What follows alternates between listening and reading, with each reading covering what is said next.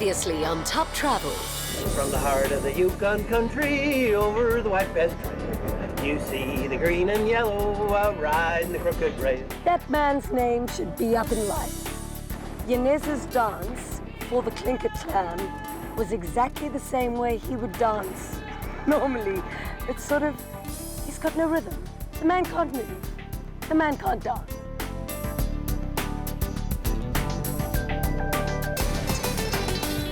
This week on Top Travel.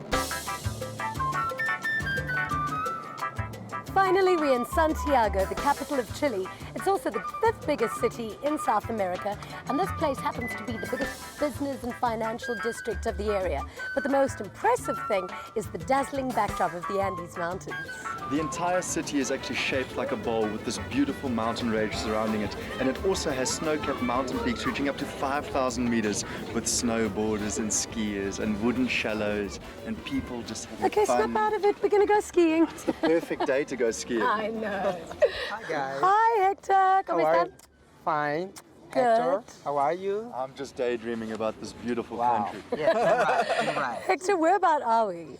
Well, right now we are in the Metropolitan Park of Santiago. This name of this hill is San Cristobal Hill, 800 meters above the sea level. Can you imagine that? Is this Santa Maria? Yes, we see the Virgin Mary. Why? Because Chile is considered as a traditional and conservative country. That means we are kind of religious. This statue was inaugurated in 1902, 100 years ago. She's very, very beautiful. Janez and I are obviously both Catholic, and I found this little curio shop, and it was such a holy mountain. And I think that feeling of nostalgia got to both Janez and I decided to buy him my treasure. Usually I just buy myself treasures. I thought I'd do something very unselfish and get him one. Oh, Jeannie's such a honey. She knew I'd been looking for a rosary for such a long time because she thinks I want to copy David Beckham, but I don't. He paid for it though. This place is so beautiful, and it's only a short drive from Santiago. We've left the desert behind and the cactuses. We're high up in the middle of the mountains with snow everywhere.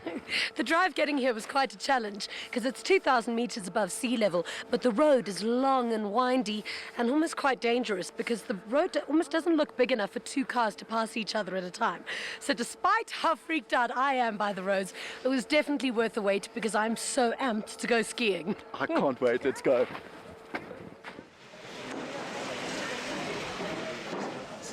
I was nervous because typically me, I always talk myself up because I'm a grootbek, I'm a big mouth. So I was very confident. The funny thing is, the last time I went skiing was probably about 11 years ago. You can see we're South African, we don't even have ski pants or ski jackets, and the gloves I bought aren't even waterproof. In fact, my gloves are insulated, but they aren't thermal. So much so that the last time I went skiing, I was challenged to go down an Olympic black run. Needless to say, I did half of it on my tochas and ended up with frostbite. So whatever happens today will be a hell of a lot better than that experience. The good thing is I put thermal undies on, so hopefully I don't get frostbite in the wrong places. These slopes look incredible. They look steep. Hola. Hola, guys. Rodrigo. How are you? Hola, ¿cómo está? Whoa, whoa, easy with those skis. Janez, it's nice to meet you. Hey, Jeannie. We are very excited to be here. Thank you so much for having us. These slopes look amazing. Yeah, it's an amazing day, and we feel honored to have you guys here. So we are more excited than you are. Am I right in saying that these slopes form part of the Andes? Yeah, actually, we are in the middle of Chile. We're in the Andes mountain range, and the snow is incredible. And how many runs does the Parva have? We have almost 40 runs, and also we have a free skiing area. So we have an incredible terrain in the slopes and off-piste also.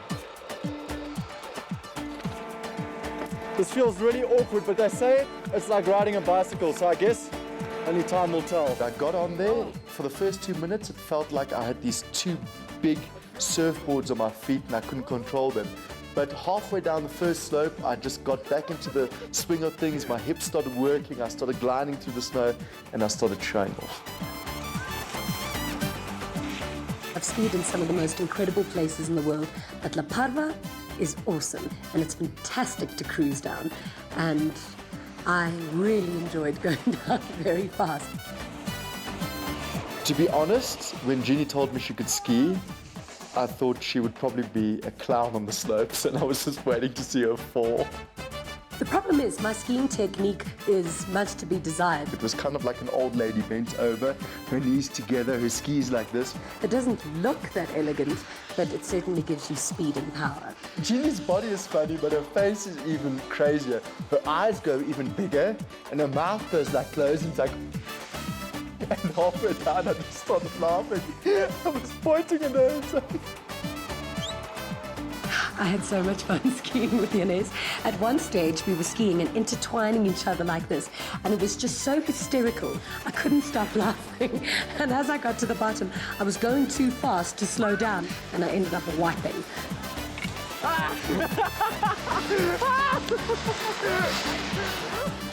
All Janez would do is look at me and go... Woo! Ah! It's so refreshing here because the snow is so powdery as opposed to being wet and icy, and the reason being is we're really high up and the air is thin and dry. Take a look around, there aren't even any trees growing over here. It's so beautiful and really vast. And you know what? One would think that skiing isn't very tiring, but every single muscle in my whole body is aching. We're going to sleep like babies tonight. One of the best things about skiing is the whole skiing culture. So let's please enjoy the post-skiing culture and go and get some glühwein. It's not red nose there, I promise you.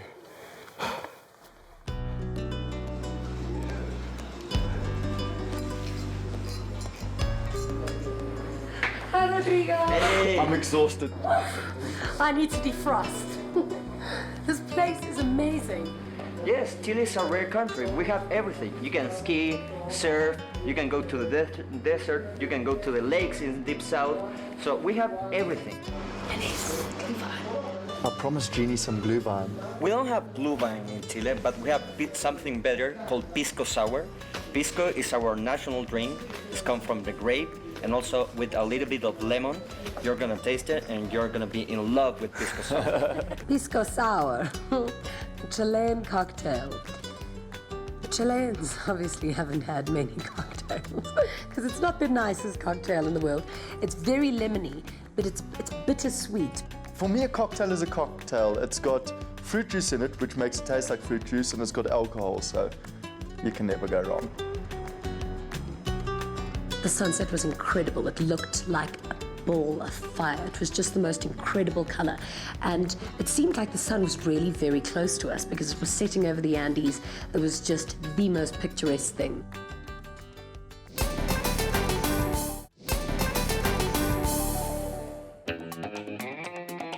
Okay, so now... Okay, now you're going to take a left again when possible. when possible. So there's that traffic light. Santiago, Chile's probably not the most beautiful city I've ever been to, but it really is big and fast, and the roads are crazy. Okay, next left. There was one main road that changes its name 7 times as you travel along it. So whether you're reading a map or not, you're driving along a road that changes its names. I mean, have you ever heard of that before? Avenue Principal is what we now need. But I don't know what road we're on anyway. Now you must realize I've driven in Paris, I've driven in Bangkok, I've driven in New York, I've driven in Hanoi, Vietnam, where the roads just cross. But in Santiago, I never want to drive again.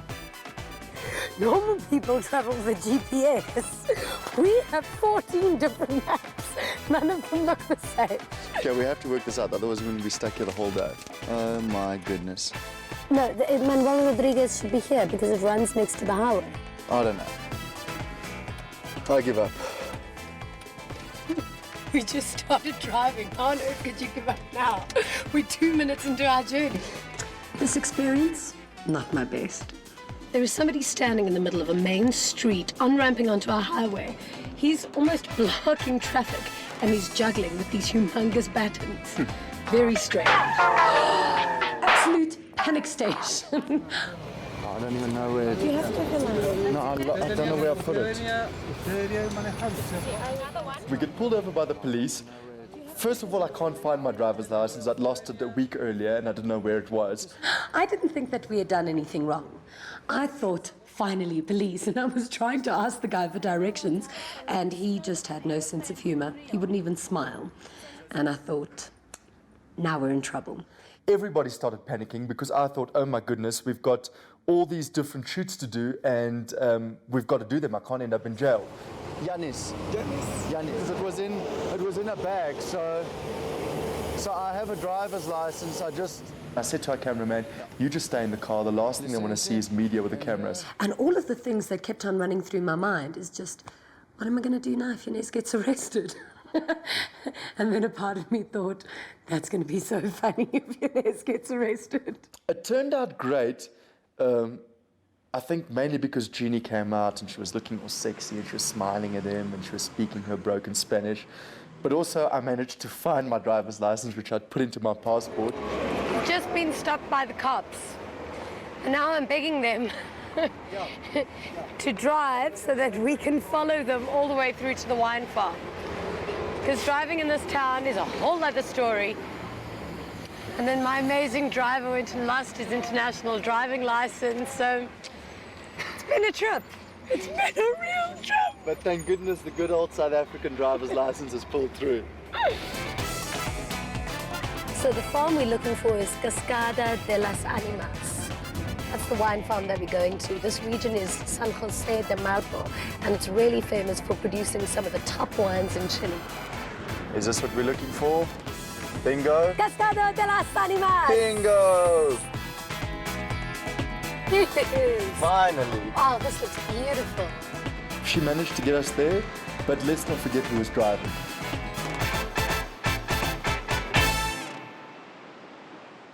Part of our philosophy here is to blend in, rather than chop down trees and change nature to fit what we want. We conform to the natural environment. So when you walk into a building or you look around, it feels like it's difficult to tell whether you're inside or outside. It all feels pretty much the same, and it's the way we like to live, and so that's the way we've created the buildings so that they fit within that structure.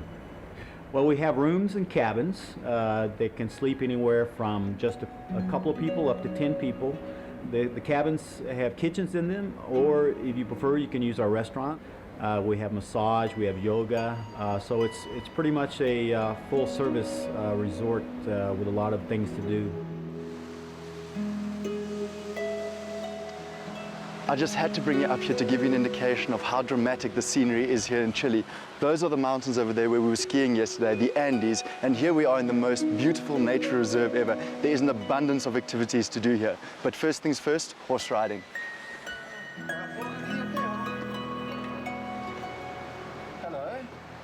Hi, Janez. I'm Janez. Soko, this is my colleague, Janez Soko. I had the best walk ever. I went halfway up the mountain, found this beautiful waterfall with a spectacular view.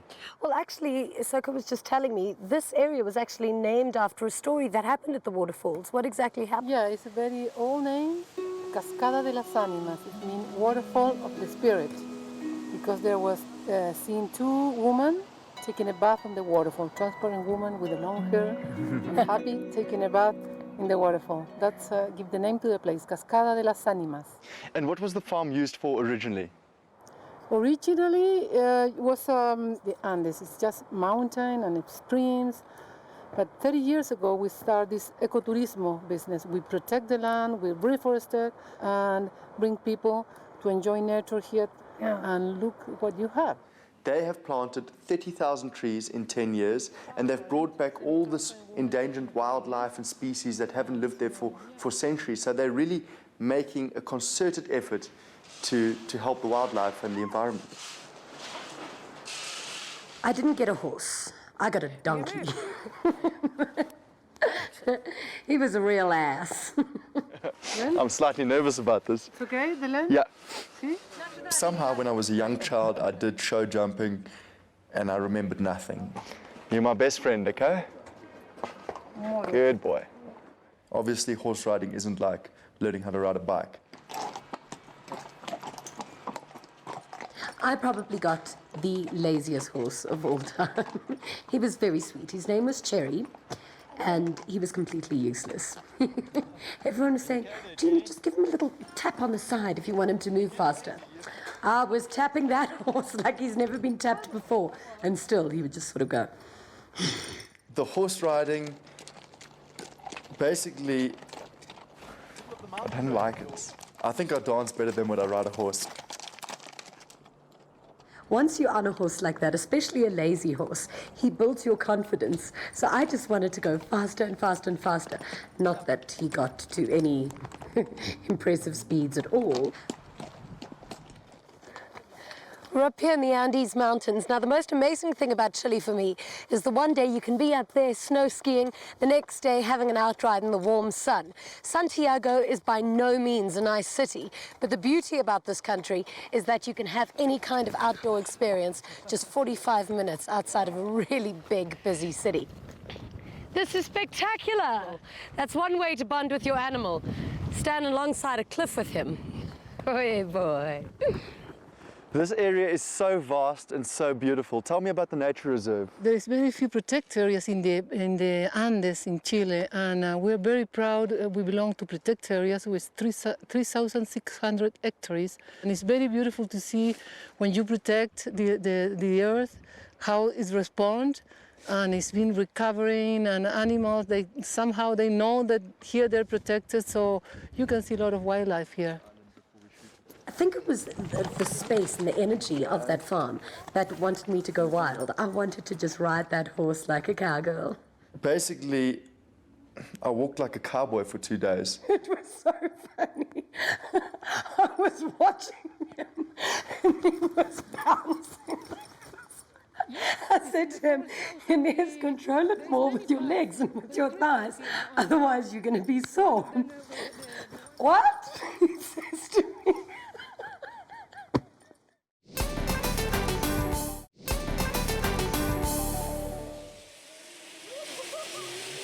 Well, Janez certainly got me back for the horse riding experience, because then he put me on a zipline.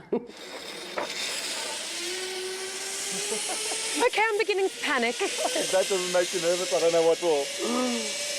How strong is this? Well, it can carry 6,000 pounds. I think be you're a little fine. less than that. I'm a little less than that, but I had a big lunch, so you never know. And I was just having these visions in my head all the time of the zip line breaking and me falling into that water. I was terrified. I don't even think I'm going to be able to appreciate this beautiful view because my eyes will probably be closed all the way. You got away from me. But I have to man up for Jeannie. I don't want to look like a girl. The horse riding for me wasn't so good, so I had to, as a man, as a Spartan warrior, I had to prove again that I could actually do something properly.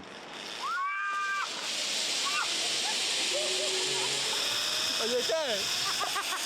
Once you're going, you realize you're not going to fall, and you can actually appreciate where you're going over the beautiful river and the mountains. You can actually appreciate the view without closing your eyes. Be careful, touch your head, touch your head. The only worry is you hit the end at such a speed and these kind of tires stop you. So at that point you close your eyes and you just hang on for dear life. That was absolutely fantastic. My heart and my gut are sitting in my mouth at the moment because of the rapid pace that we came sliding in here. Don't know about you, but I need some really good Chilean wine, so let's get off here. There's a certain kind of romance with red wine. You can feel it from the first moment you smell it and then to when you taste it. Now, the affection that I have with red wine is that we're both very similar. We get better with time. So, Chile's really famous for its red wine. So which ones are we going to be sampling tonight? Vamos a probar un Cabernet Sauvignon de Casillero del Diablo, de la Viña Conchitoro. Devil Cellar. Devil Cellar, why is it called that? This is from Malpo Valley. The owner of the wine, Don Melchor, people stoning his wine. So he invented this story about the devil. So it was an invented story about the devil. That's putting the fear of God in people not to steal some good wine. Yeah. How does the climate and soil conditions in this region affect the taste of the wine? We have a Mediterranean climate, and that's make the plant produce more sugar, make the wine have more color. In this wine, you can taste the wood flavor. It's made in oak. It stayed like 9 months in this oak big vasijas. But something about this wine that I quite like is that it's very light and very soft on the palate. It doesn't give you that heavy flavor at the back of your tongue. The year 2007 was historical harvest in the region. And this wine is from that harvest because of the special climate conditions. My father always said to me, Jeannie, if you're going to have a good wine, make sure it's from South Africa, Australia, or California. But I beg to differ. Chilean wine is fantastic. Now, there's only one thing I love more than red wine, and that's pairing it with a good meal. Now we're going to be making a local dish called cazuela. Cazuela. Sí, cazuela. It's basically a melting pot of everything, all the local produce, all the veggies into one big pot with meat. I'm not a great chef, she doesn't know this, so let's give it a go. For once they sent me into a kitchen. I'm usually very good at making breakfasts and cereals and toast with Nutella. So there's lots of stuff here. We've basically got potatoes, we've got corn. Okay, this is paprika.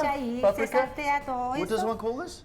Pimentón y ajo. Pimentón, and I can almost smell garlic, so we're going to be smelling nice tomorrow morning. This is carrots. Sí. So the cooking was quite daunting, especially when you have a crazy chef who slaps your hand every time you touch one of the ingredients. So the way I see it, she's just chucking everything in there.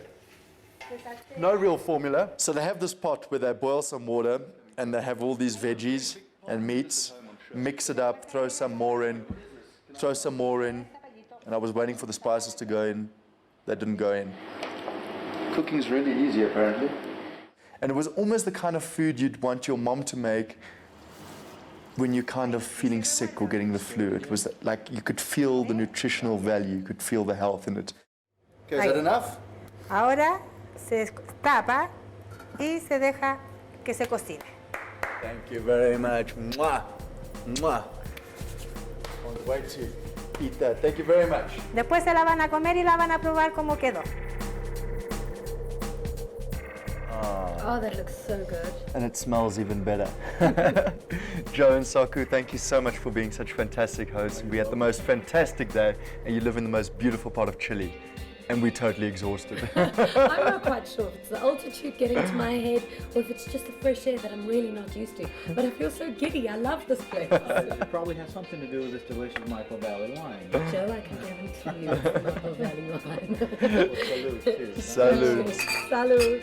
Wow, that's good. It's a quinoa pastry. The food was actually fantastic. I'm really quite impressed with Janez's culinary skills, although I don't believe him when he says that he cooked it. Big Joe told me that the stew that they served was actually a peasant's dish originally, because it's just meat and carrots and potatoes all thrown into one bowl. However, I didn't find it very peasant-y. I thought it was fantastic. I wouldn't be able to cook anything like that. Chile was one of those places where I left feeling satisfied that I had seen it. I only saw this much of Chile, and I'd like to go back and see the rest. It's not going to go down as one of my bucket list travel experiences, but I'm glad I went there. Next week on Top Travel. When you go to a place like Easter Island, you actually don't know what to expect. To be honest, I was a bit worried. We actually had the most fantastic welcome because it was a very real experience. What people have to realize is Easter Island, it's not about five-star hotels, it's not about the glitz and the glam, it's about a real, authentic experience.